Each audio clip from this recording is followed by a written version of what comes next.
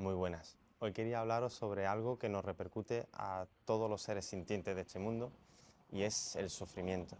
Esa experiencia desagradable que nos ocurre en muchos momentos de nuestra vida, algunos más, algunos menos, pero que es algo que si tenemos la oportunidad de minimizar ese sufrimiento, pues bienvenido sea. Lo primero que quiero decir es que estos consejos que voy a dar o estas herramientas no son sustitutos de ningún tipo de terapia. Son herramientas que podéis usar en un momento dado o en vuestro día a día, pero que lo ideal es valorar a cada persona su contexto y poder tratarlo con un profesional cualificado. Lo primero que tenemos que entender es que el sufrimiento normalmente viene del pensamiento. Un pensamiento que nos viene del pasado o nos viene del futuro. Como decía Lao Tse, si estás deprimido es que estás viviendo en el pasado. Si estás ansioso es que estás viviendo en el futuro. Y si estás en paz es que estás viviendo en el presente. Por lo tanto, lo primero es ser consciente de que el pensamiento normalmente es la fuente de sufrimiento. Y tenemos que entender que el pensamiento es una creación que hace el cerebro en base a la información que tiene. Y muchas veces, cuando es algo del pasado, hace una película que en general no es exactamente igual que lo que pasó en el pasado. Por lo tanto, hay que tener mucho cuidado con escuchar nuestros pensamientos.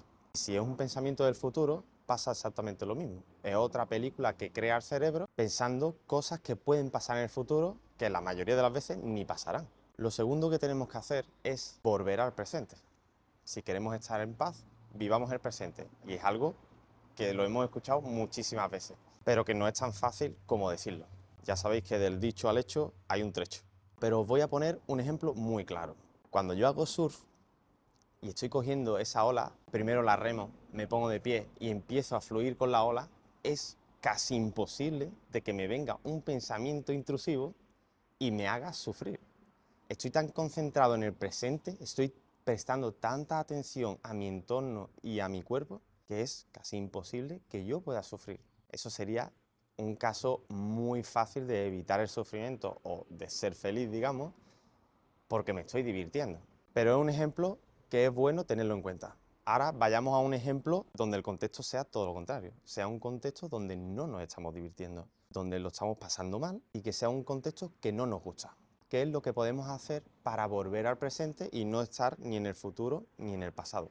Normalmente cuando sufrimos en esos contextos es porque estamos comparando esa situación que estamos viviendo, que es desagradable, con otro contexto ideal. Por ejemplo, estás en un momento en el que no tienes salida y tienes que aguantar por compromiso, por ejemplo, y tú estás sufriendo porque estás pensando en que no te gusta esa situación y te gustaría estar en tu casa tirado en el sofá, por ejemplo, o cogiendo una ola.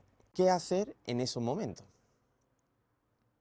Pues centrarnos en el presente, a través de nuestros sentidos, a través de la observación, a través de nuestro oído, a través del tacto, a través de nuestro olfato, prestar atención al presente, pero con una cosa muy importante, sin juzgar.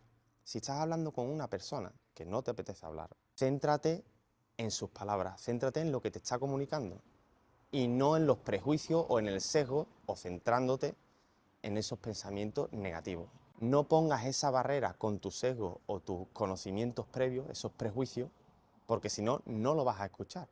Estás escuchando los conocimientos previos que tienes acerca de ese contexto. Observa tu entorno, huélelo. Si estás en un paraje natural, mira la planta como si fuera la primera vez que la ves. Mira esa flor como si nunca lo hubieses visto. Mira esos animales que hay en la naturaleza. Y siempre como si fuera la primera vez que lo ves, quitando esa barrera de conocimiento que tienes previo a ese contexto que conoces ya. Tercera herramienta que tenemos es la respiración. Ya sabemos que en muchos tipos de meditación se centran en la respiración. Y la respiración tiene dos cosas buenas. Una, que te centra en el presente. Es decir, si te estás centrando en la respiración, cómo se mueve tu cuerpo y cómo entra y sale el aire, no estás pensando ni en el pasado, ni en el futuro, ni en otra situación que no sea esa.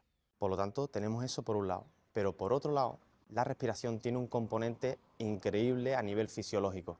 Y es que somos capaces de activar nuestro sistema nervioso autónomo parasimpático, que para que me entendáis, es el sistema nervioso que relaja el cuerpo. Cuando nos vamos a la cama y estamos cansados, es el que se activa para que el cuerpo entre en estado de reposo y relajación. El caso contrario sería el estado de lucha o huida, el sistema nervioso simpático, que en muchos casos es necesario activarlo, pero en otros muchos casos es necesario relajar al cuerpo. Y eso nos traerá paz y evitará sufrimiento. Si este tema os interesa, el de la respiración, dejádmelo en los comentarios y podemos ver un episodio completo solo destinado a la respiración. Os aseguro que es una herramienta muy buena que podéis usar en cualquier contexto y en cualquier momento.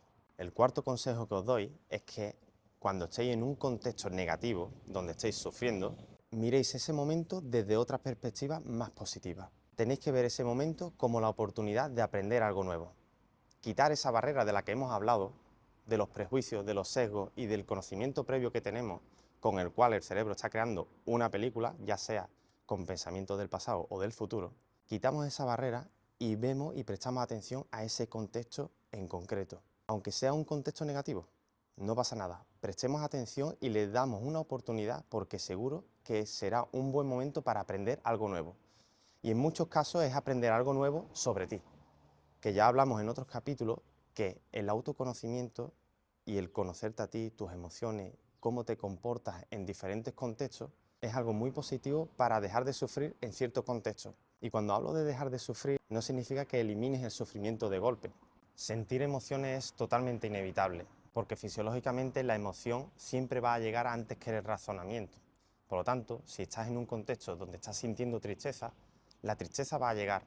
Lo que nosotros podemos manejar es el tiempo que permanece esa tristeza en nosotros. Y por supuesto requiere trabajo.